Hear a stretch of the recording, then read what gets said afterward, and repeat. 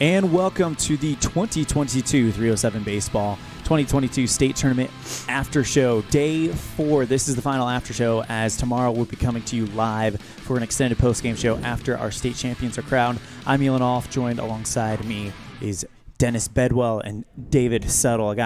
I'm like you guys are like an like E a sandwich. D&D sandwich. Yeah, right? Yeah, buddy. That's what I'm talking about. DED sandwich. So does that mean we're dead? Oh, I know. I had to pull out the dad joke. Come on. Yeah, I miss my kids. So do I. Yep, same. I definitely know that feeling. Did I tell you I had to put the plug in the wife at the end and just to make sure I didn't get myself in trouble? Did you see that? Dude, I heard that. I heard it. Well, what a state tournament this has been. Even when you see a matchup, you're thinking, I'm not so sure that that's going to be a close game. These teams have completely proved us wrong. Well, and that's good, and I think some of them have used some of the things we've talked about on our nightly shows as a little motivation. And Jason Huggins kind of joked with me. Hi, Jason. He kind of joked with me while I was filming right next to their dugout in their Cheyenne game earlier today about, a blowout, huh? And I was like, you know what? It's all good. It's good nature. Yeah. I've known Jason for a long time. I know he was just giving me the business, and that's perfectly fine. I'm glad they use it as motivation. But you get to this day, and what it showed me was the fight that most of these teams had, especially in the two games, the AA. Single A, you had a little bit more separation, and some of those teams kind of ran out of gas a little sooner. One really got away that we'll talk about later on, but the fight that the two teams that got eliminated today was unbelievable, guys. We are set. Our state championships are ready. We will talk more about them later on the show. We're going to take our first break. When we come back, we'll have Charles Lolliton from Wyo Predicts to give us the percentages for that AA state championship matchup between Gillette and Cheyenne Post 6. It's the 2022 307 Baseball Day 4 after show of the 2022 state tournament. The car just started to spin. I could feel the top of the truck hit my head. I could feel the seatbelt hold me in place, and I knew it was doing its job. And I was so thankful for those seatbelts because they held us in. We did not go through that windshield. We did not go out that door. When it spun and flipped, we remained in that vehicle. The most glorious moment of my life ever was to open my eyes and see her face. I like to believe the seatbelt is what saved my mom and I's life. And I just don't understand why somebody wouldn't just take the 3 seconds to just small decision to click it. Ever since I came home from the hospital, they put me in a seatbelt, and even now as a new driver, I still remember always to put my seatbelt on. It's such a simple action that you can do that can completely change the course of your life forever. We are the Braley family, and we're alive because we buckled up. Buckle up for life, Wyoming. Welcoming into the 307 Baseball After Show, Day 4. Charles Alton. Charles, we had some technical difficulties getting you on to the pre-show, but really appreciate you coming on for this one. Yeah, no, thanks for having me in. It's been quite an interesting tournament, to say the least. Yeah, absolutely. So your bracket, you almost had it right with the exception of an upset on day 1. Yeah, what a heck of a game. Probably game of the tournament. Jackson and Laramie, and if you didn't tune in, you gotta at least go back and watch the YouTube show that you guys put out, because man, it is such a cool atmosphere just to hear everybody like talk about it, and you guys on your broadcasts, and just know like how good of a game that was between Jackson and Laramie, and the little bit of a rivalry there. So I live in Laramie, and I was asking some of the kids here after that game, and they're like, yeah, there's just something about Jackson Estate, and that's something that's the understatement. There's some about Jackson Estate, and so that was a great game on day 1. And then of course we've got the championship matchup that I think you predicted, Gillette versus Cheyenne. It's going to be a lot of fun. talk to me a little bit about your guys' formula and how you guys came up with that prediction, Gillette versus Cheyenne in the championship. Yeah, so we use Excel spreadsheets. So that against with the stats. So we just kind of cram together some stats, and we run some with the numbers, the integrals, and some ordinals, and all the stuff that crams together. We have a couple guys on our panel that run statistics all the time, and so he runs the numbers through Excel and pops out. He's got it. For me to tell you exactly what the equation is for to get a percentage, that I couldn't tell you, but it's quite the equation. But pops out an if then statement, and it'll give us a 53-47 per se percentage, and they're usually slightly pretty close. But then you got some other ones in sports like football and that, but baseball, everything was close. The all-star games that we predicted last week, everything was close. So like it's not necessarily the most accurate, but there's times like this that you get down to the championship game and we've got the two teams that are there. And do you have any percentages on this championship game between Gillette and Cheyenne? Yeah, so I just before we hopped on here, I just messaged our statistician, and I was like, "Remind me of the percentages there," and it's close again. Like he was like, "Yeah, it's that 53-47," and so it's 53 Cheyenne, 47 Gillette. So yeah, we have Cheyenne, the Sixers pulling it out. It's not going to be easy. 53-47. And so 53% Cheyenne, 47% Gillette, and that's who we thought would be here along the way and throughout the season. Some teams proved themselves. Consistency maybe wasn't always there for every team, but these Gillette and Cheyenne were the two teams that were there, and people always know that they're going to be contenders, and so that's kind of what we expected too, going into the percentages and running the stats and getting the equation through. But just knowing that Gillette and Cheyenne will be there, and it's going to be a game. Like we don't necessarily expect it to be like bombs after bombs for a high scoring game, but we also think that it's going to be a pitching battle too. It's interesting you mentioned that it's not going to be a blowout, because I don't think we've seen a blowout at this state tournament yet. It's been a really, really well played state tournament. Yeah, no, I mean, we kind of got lucky on day one with that Laramie Jackson game going into extras. I remember watching you and watching the live stream there, and it was like, wow, this is such a great game. But like you said, no game has been an absolute blowout. All these games have been super close, super tight, down to the end, down to the wire. Maybe a couple huge runs in the fifth inning by a team makes the difference, but it's always, all these games are super close. That's Charles Lawlerton of Wyo Predicts. Follow them on Twitter. Always a fun follow throughout the season. You guys, I'm sure, are crunching the numbers, getting ready for that first week of football and volleyball. Charles, thank you so much for coming on. Yeah, thanks for having us. And yeah, Wyoming sports. Thank you to Charles Lawlerton for joining us here on the 307 Baseball Day 4 After Show as we get you set for Championship Friday. And the matchups are all set. And David, first off, thoughts on what Wyo Predicts had to say? I mean, 53-47% Cheyenne post 6. Well, given what we've seen at the state tournament, I can't argue with what they say. I would put Cheyenne as a slight favorite. I just don't know how much pitching Gillette has left, because they've used their top guys in Jason Fink and Leighton Holden now, and they've also used Grayson Sargent, got extended the other night. So the question is how much does Sargent have left? He has rested a couple days. I think he was the starting pitcher in that second round win that they had over Jackson. He possibly could be able to come back. I don't have the pitching numbers in front of me. The other guy would be Carver Partlow, a second-team All-State pick. He got a little bit of run in the first meeting with Cheyenne, didn't pitch earlier today, so I think he could be a guy that you point to, or they could maybe go with one of the Schilling brothers too.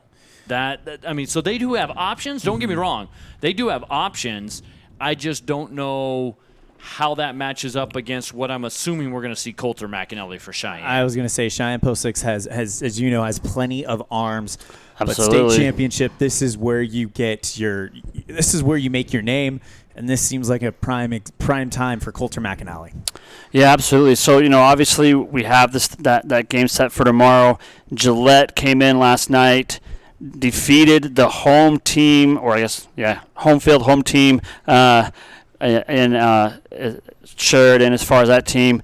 An amazing game that just blew us all away. So going in tomorrow against Cheyenne, that won not necessarily handily today though either. I mean, it was close for the most part, back and forth, and toward the end, obviously, kind of got a little bit more of an advantage there towards Cheyenne, being the defending state champions there. But I think it's going to be a really good game. I think it's going to be dependent upon who really strikes first and also who limits the errors. Because even today in the game, there's a few of those little things we've been talking about all week that happened, missed throws, missed catches, that really helped get that win for Cheyenne today. Well, and that's been the name of the tournament, Dennis. I think you point to that right there. Walks, wild pitches, hit batters, errors have been the deciding factor in all these close games. It doesn't matter who we're talking about or which close game you're talking about. Yeah. That's been the deciding factor. I mean, it's a 2-2 game going into the bottom of the sixth. Gillette and Sheridan. What happens? Gillette gets 3 runs on an error. They do get a big hit, but then they score their 3rd run on a wild pitch. Take out the error. Don't know if the big hit factors in as much, and the wild pitch certainly doesn't. Maybe that's a 1-run game.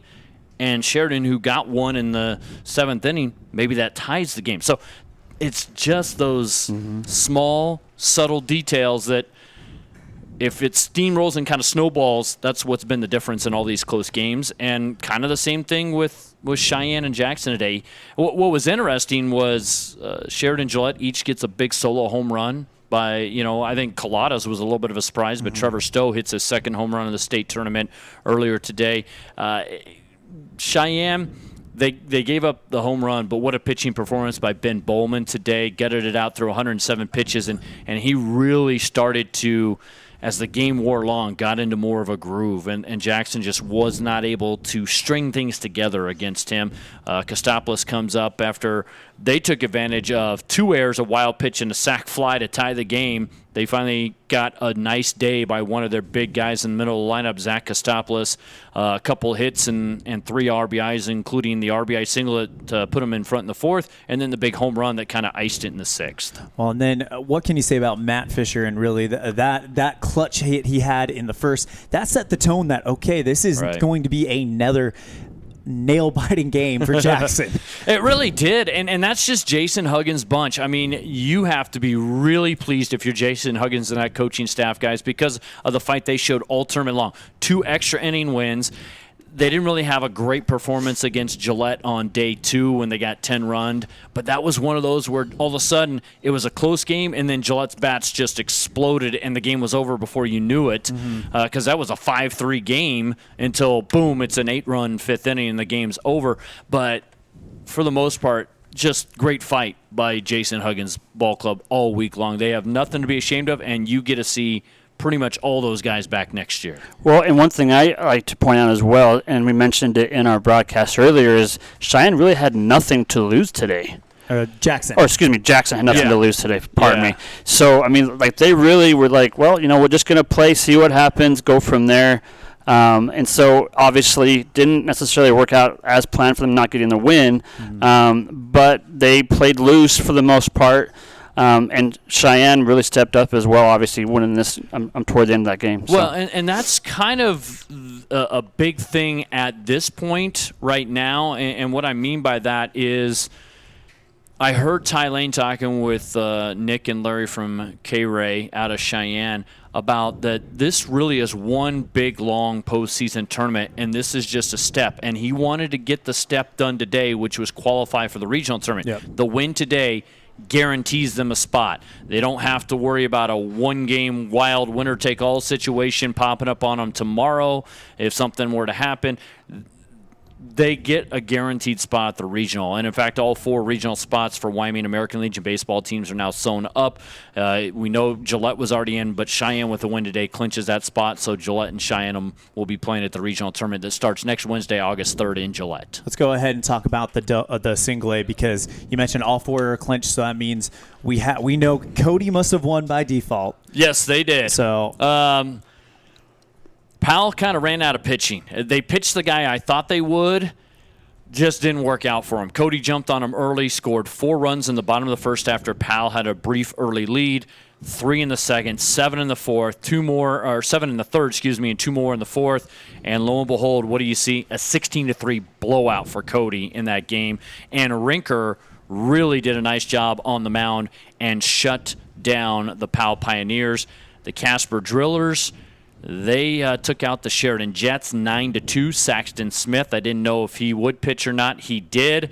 Allowed just 2 runs on 5 hits, 4 strikeouts, and just 1 walk. He went the distance. And there was a couple other guys in the lineup, Gifford and Pexton, who had 2 hits, 2 RBIs apiece, but they broke it open with a 5-run fifth. So it was a tighter game between Casper and Sheridan, and then Casper kind of late pulled away. They only win by 7 runs, but Cody had the biggest blowout, and especially against their Park County rivals. I thought Powell might have a little bit left in the gas tank, but they just kind of ran out of pitching. So Cody and Casper will play in the single A title game on Friday, 11 a.m. at Millward L. Simpson Stadium in Cody.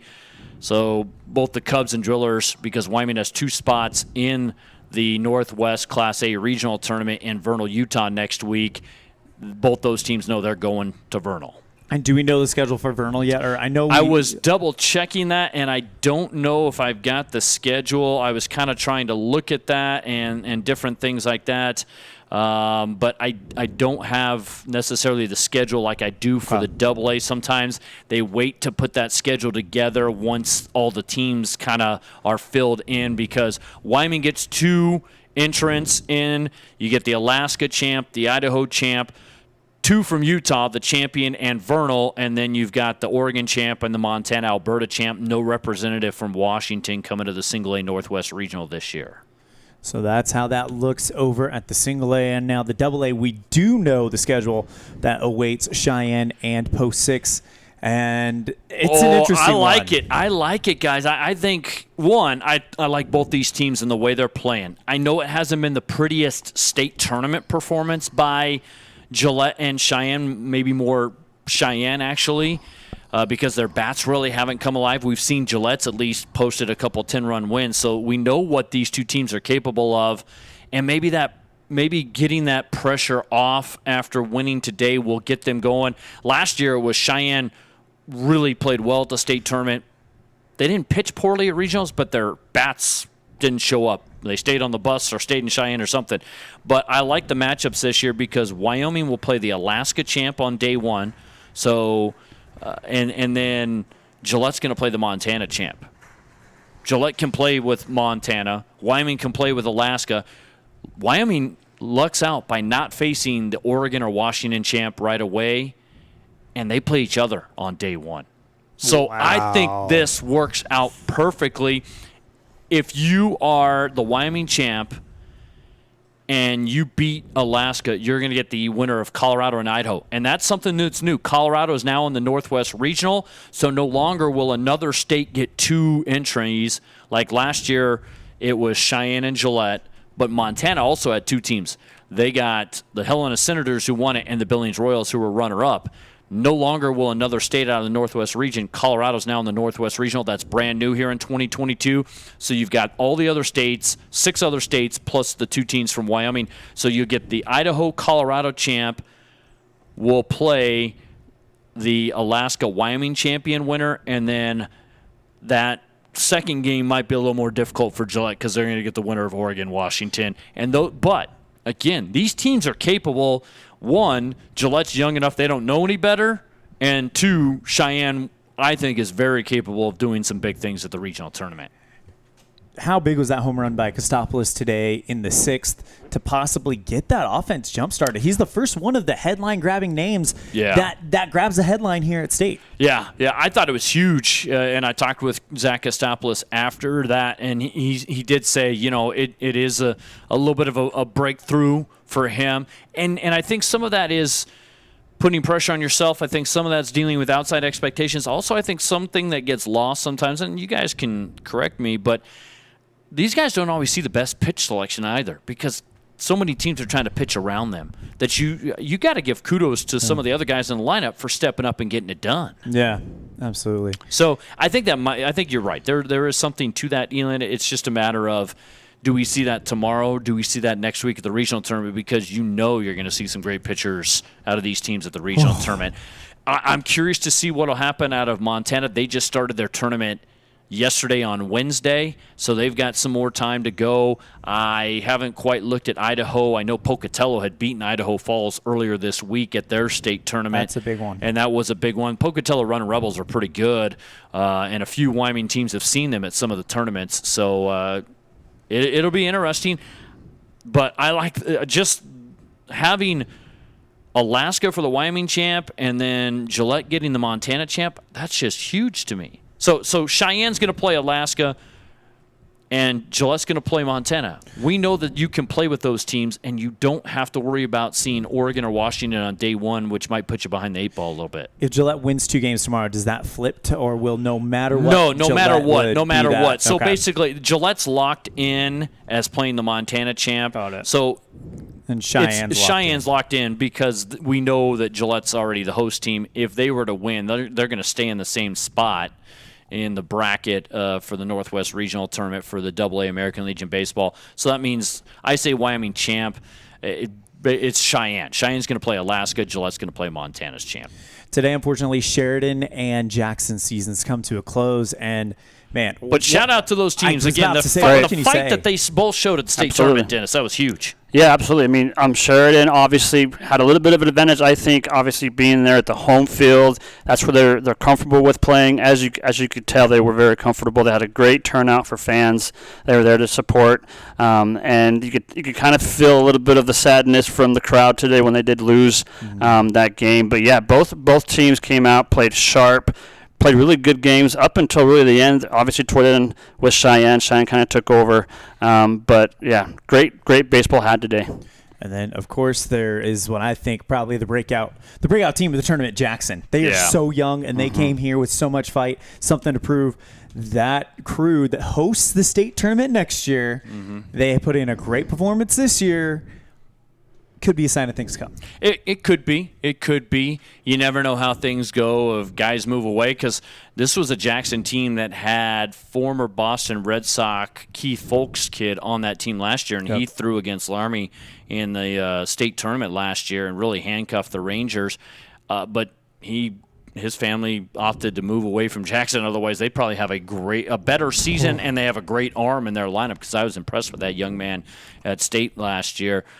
He's now playing with like Gary Sheffield's kid and Manny Ramirez's kid. Rough life. Yeah. And Pedro Martinez's kid, all on like the same team back east. Wow. So yeah, it's not too terrible. Could you imagine guess. playing that team? Wow, that'd be nuts. Yeah.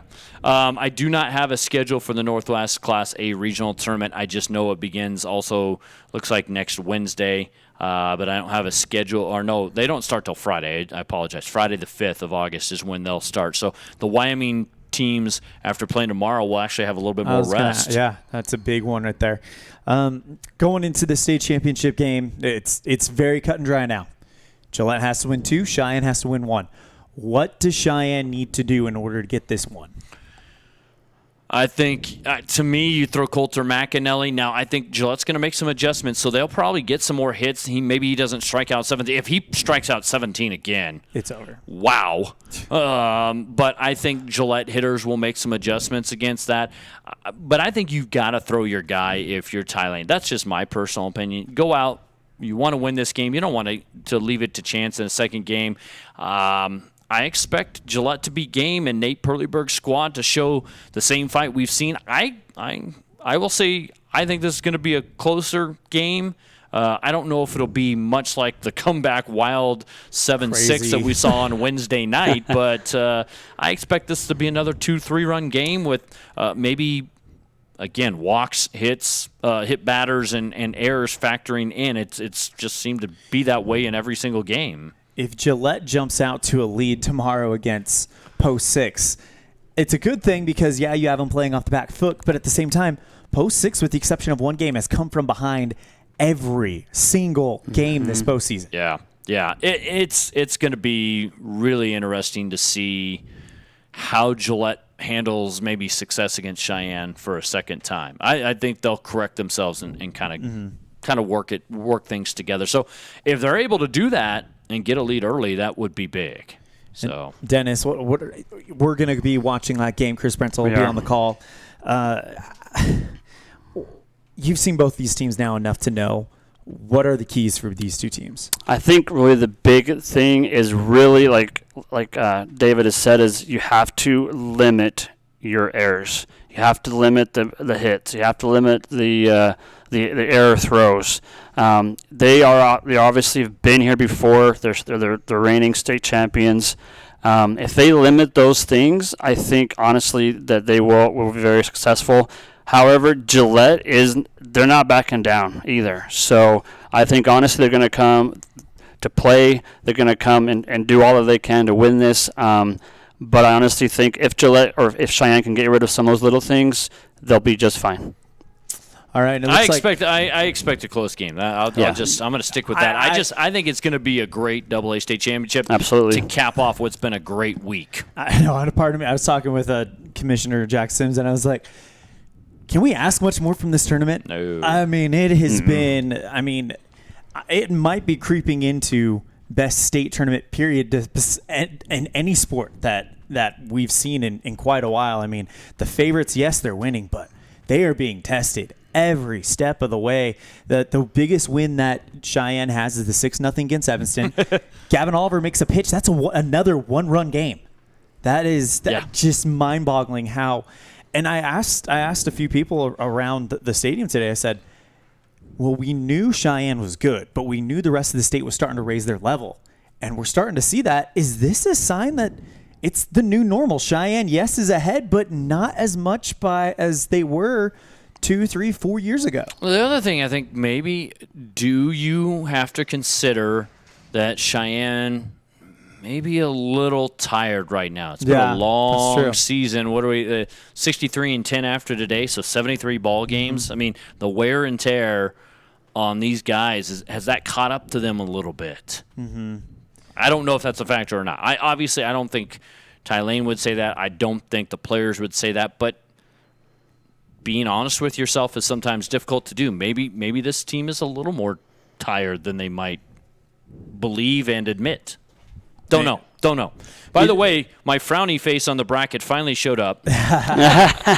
It was giving me this ugly, nasty face here. Northwest Class A. This is single A. Back to that real quick. The state champ will get Idaho, and whoever finishes runner-up tomorrow in Cody between the Cubs and Drillers will get Utah and their state champ in the first game. That's not a bad. It's not bad, actually. You could do some. I saw a Laramie team beat an Idaho team out of the Boise area, out of Nampa, Idaho, in a great game. Almost 10 years ago. So it can be done. I mean, you can play with these teams, and I think we've seen that the Drillers and Cubs play at a high level. They can play with these teams. They can make some noise. I actually expect all 4 Wyoming teams to go make some noise. If that doesn't happen, it doesn't happen. But I just like the baseball I'm seeing. There's the opportunities right now. There. Yeah. Well, we talked about the AA state championship. Let's go and dip into the single A and wrap it up. Man, you got the best player in the state versus the dynasty. It's on.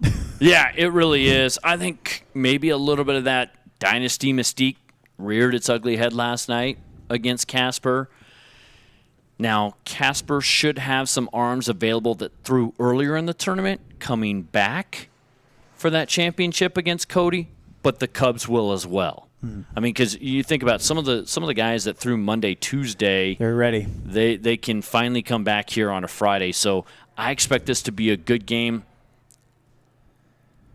I'm going to go with Cody. They've been there, done that. The expectations, Coach Grins does a great job at this time of the year. I give them. I wouldn't 53-47. I wouldn't go 53-47. I'm going to go 58-42. Cody as a slight bigger favorite. 52-48. No, 58-42. Oh, 58-42. So a slight bigger favorite. Okay. So a slightly bigger favorite.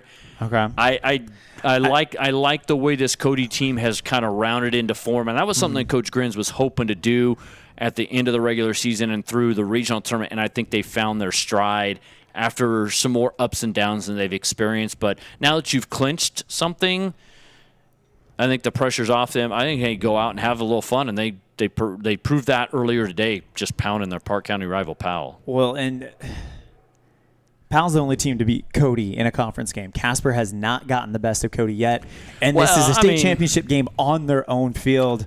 It just feels like the odds might be stacked a little bit too high against Casper in this one. You could be very, very well true with that, but I would not think that Tanner Gailey and that coaching staff, they'll do everything they can to try and do what they can. They did throw a couple guys last night that I don't believe can come back and throw again on Friday, so that's – but, like I said, guys that threw earlier in the tournament can finally come back, so I would expect Jack Schroeder to toss tomorrow for Cody. That's going to be tough when you got your big gun on the mound. It's going to be a lot of fun. Casper's got some capable arms. And their offense, maybe seeing Cody once before will help them out. Now, they did play in the regular season, but maybe just seeing them in that postseason form when things are at a little different stakes and things are it's a little different atmosphere, a little different type of feel to the ball game. And I've meant no disrespect to Cody or to Casper whatsoever. It's just you look at that and it just you have to say it. Cody's the favorite. Yeah, they're the favorite to take that thing. That's why I say a little slighter, bigger than here. Bigger than here. Yeah. I mean, this is a true neutral field matchup. I'm curious to see what the crowd is. Maybe some folks from Gillette take the day off. Maybe make the drive. Take a little Friday off. I don't know. I think the Cheyenne fans we're going to see probably are here for the most part. You could see a few more from Gillette trickle over. It is a 90-minute drive. But also there is state Little League going on in Gillette, so you do have some folks from Gillette that are kind of families. They're kind of like, my kid's playing, so maybe they stay at home with the little one, and the bigger kids, are off on their own. And if it's the same crowd that we got last night, the Cheyenne fans that are here and the Gillette fans that are here, it's right down the middle. Yeah. It's going to be a really, really good day. Hey, it's been a fun state tournament. I've enjoyed this week thoroughly, and you guys have done a great job along with Chris on the calls, and I've heard a lot of good things. And so it's I just want a good game to cap a great week. Yeah, that's the last thing we need, just a good game to cap a great week. So that game will be tomorrow at 11, pregame at 10:50. It's going to be a fun one. You don't want to miss it. It's it's Gillette. It is Cheyenne. It's the rivalry. It's the teams we all thought we'd see. It's the teams I think we all wanted to see one more time after last night, and we get it with it all on the line. How's that for a good tease there? That's a great one. And I think the rematch between Cody and Casper, you can kind of say the same thing because I wanted to see those two take each other on in the state championship after Cody 6 of 8. And now here's this young Casper team, which we're going to see some of these guys next year at the AA level for the Oilers. I want to see what they do now in a rematch just a couple days later in a different pressure-packed situation. Can they grow up quickly? Shout out to Cole Havens at KODI in Cody. Does a great job. He does a great job. Fortunately, we weren't broadcasting the single A tournament games, but you can catch those games on KODI, and it's going to be Cody's going to be rocking, I think. Yeah. Cody is going to be rocking. If you can't find it, links at wyopreps.com on the single A scoreboard page. There you go. Well, that's going to do it for our after shows for just this week and for day 4. We have our state championship. Cheyenne, Gillette starts at 11 o'clock. Pregame at 10:30 on mylocalradio.com. Thank you guys so much. Get some rest. You're going to need it. It's state championship Friday tomorrow. Thank you guys so much and take care.